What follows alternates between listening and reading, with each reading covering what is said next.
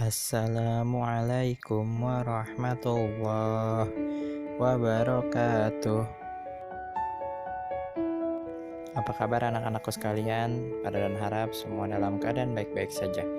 Hari ini kita akan masuk ke pembelajaran 3 dan 4, masih di subtema yang pertama dan masih di buku tematik 5C. Untuk materi hari ini kita akan belajar tentang sistem pencernaan pada hewan, keanekaragaman makanan pokok di Indonesia, kemudian interaksi masyarakat. Nah, tujuan pembelajaran kita hari ini adalah mengetahui sistem pencernaan pada hewan, menyebutkan keanekaragaman makanan pokok di Indonesia, dan menjelaskan interaksi masyarakat. Sebelum mulai, alangkah baiknya kita berdoa bersama-sama. Rabbi zidni ilma warzuqni fahma, amin. Pembahasan yang pertama, kita di sini akan membahas tentang sistem pencernaan pada hewan. Yang akan kita bahas ada 5: mamalia, burung, reptil, katak, dan ikan. Yang pertama yaitu sapi. Alat pencernaan sapi adalah sebagai berikut. Selain itu, ada juga yang disebut rumen atau perut besar, kemudian retikulum atau perut jala, lalu ada omasum atau perut kitab, dan abomasum perut masam. Kemudian di dalam rumen itu makanan dicampur sehingga terjadi proses fermentasi selulosa dengan adanya enzim selulase. Dan di abomasum dihasilkan asam dan enzim pencernaan. Begitulah kira-kira fungsi sistem pencernaan pada sapi. Selanjutnya yaitu burung. Semua jenis burung memiliki paruh dari bahan yang keras. Paruh merupakan alat utama untuk mencari makan. Di dalam paruh terdapat lidah kecil dan runcing sehingga dilapisi zat tanduk. Burung memiliki saluran pernapasan berupa mulut, kerongkongan, tembolok, lambung kelenjar, lambung pengunyah, usus halus, usus besar, dan kloaka. Selanjutnya yaitu reptil. Secara garis besar, alat pencernaan pada reptil bentuknya memanjang sesuai dengan bentuk tubuhnya. Selain gigi, di dalam perut reptil juga terdapat lidah yang berperan dalam membantu menangkap mangsa.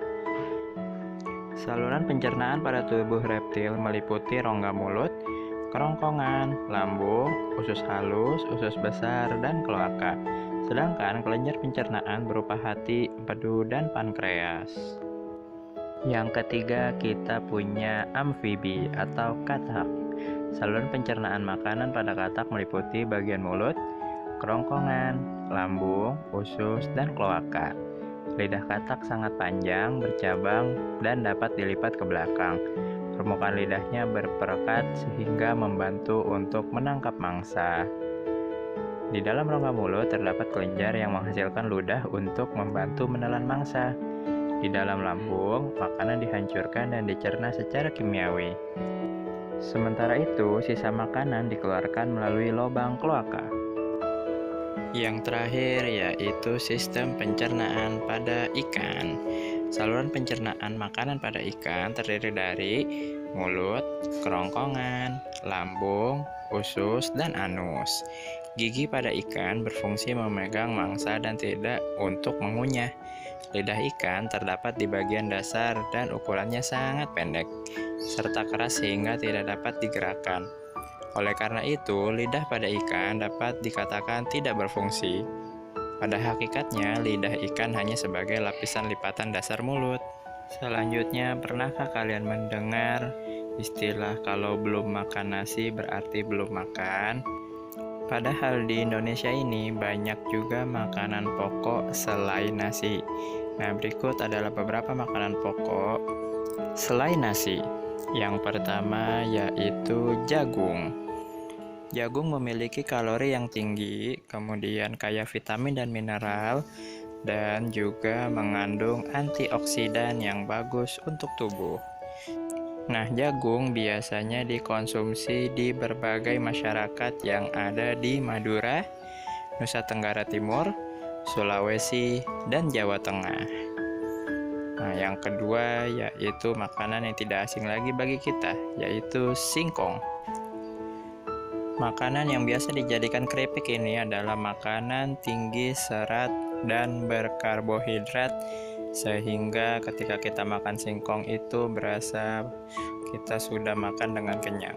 Masyarakat di Jawa Barat dan Jawa Timur biasa menggunakan singkong sebagai makanan pengganti nasi untuk kehidupan sehari-hari. Selanjutnya yaitu ubi jalar. Ubi jalar mengandung vitamin A dan C, kemudian memiliki kandungan antioksidan yang tinggi. Kemudian masyarakat yang biasa memakan ubi jalar adalah masyarakat Papua dan masyarakat Maluku. Kemudian yang terakhir yaitu sagu. Sagu biasa digunakan untuk membuat papeda dan menjadi makanan pokok di wilayah Papua, Maluku, dan Kepulauan Nusa Tenggara. Di dalam sagu banyak mengandung karbohidrat yang tinggi, sehingga kandungannya seperti nasi dan itu bisa membuat kita kenyang jika kita memakannya. Ketika kita bermasyarakat, berarti kita menjalani interaksi. Nah, ini adalah menjalani pola hidup sehat. Manusia perlu berinteraksi dengan lingkungannya. Nah, berikut adalah interaksi manusia dari berbagai aspek.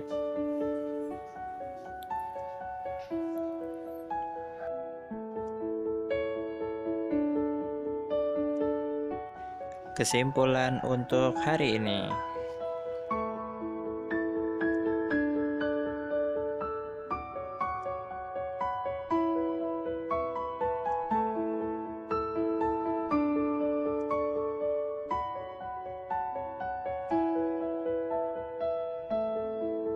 Sejarah hari ini, 15 September tepatnya pada tahun 2000.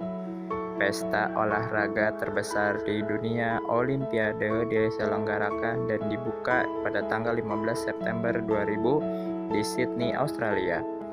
Olimpiade ini diikuti oleh 199 negara dan memunculkan nama Amerika Serikat menjadi negara dengan juara umum.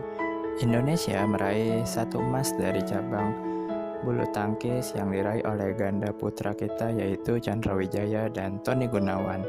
Setelahnya banyak sekali emas-emas yang diraih oleh atlet Indonesia dari cabang bulu tangkis.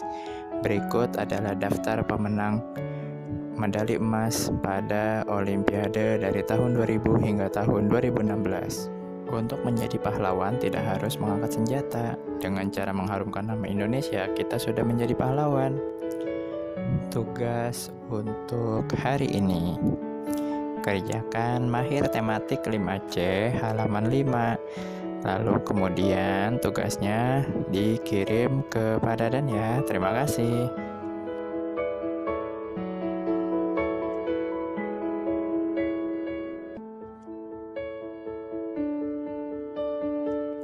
Di pertemuan selanjutnya kita akan membahas tentang fungsi dan proses pencernaan manusia dan keragaman suku dan agama yang ada di Indonesia. Terima kasih. Jangan lupa saksikan video yang pada Dan buat ya. Wassalamualaikum warahmatullahi wabarakatuh.